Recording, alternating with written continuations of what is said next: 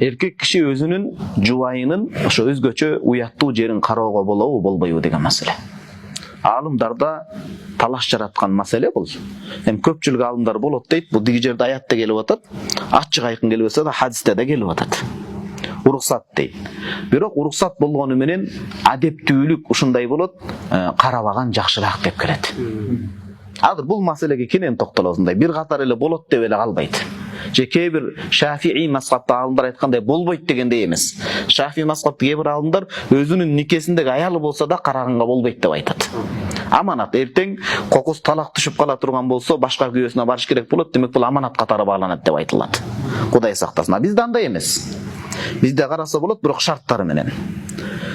Хидаят эмне деген жогорку маселе боюнча күйөөсү жолдошу өзүнүн Кудай кошкон колуктусу жубайы келинчегин авратын караса болобу болбойбу? Хидая дегенде мындай башкача отуруп угушуңуз керек да мунучу.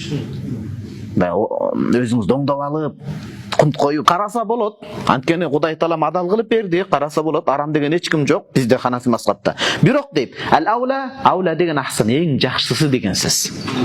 Адепке ылайыктуусу деген сөз. Эң жакшысы алла янзура куллу минхума ила аурат сахибихи. Ошо түгөйлөрдүн жубайлардын ар бири көрбөгөнү жакшыраак болот дейт. Жакшыраак эми көрүп алса, астапырылла астаксырайтты деп кафарат чыгар уруп отурбаңыз. Көрбөгөн жакшыраак деп атат бул жерде. Демек жакшыраак дегенден биз тыянак чыгарсак болот, көрүп койсо хилафул аула эми мындай макрунун жеңилирээк түрүн кылыптыр деген сөз да. Макру деген эмес, хилафул аула ушуну кылбай койсо жакшыраак эле деген сөз. Дагы айтабыз, бул сөз бүтө элек.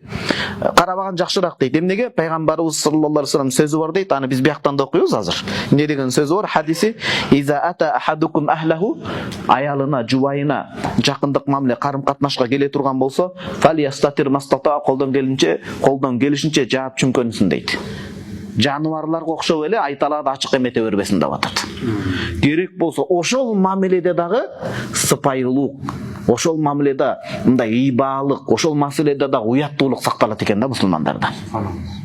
Элестетсиңиз, бул мусулмандардын жашоосу бөлөк болгону биз чагылдырып жашай албай атабыз, айып бизде.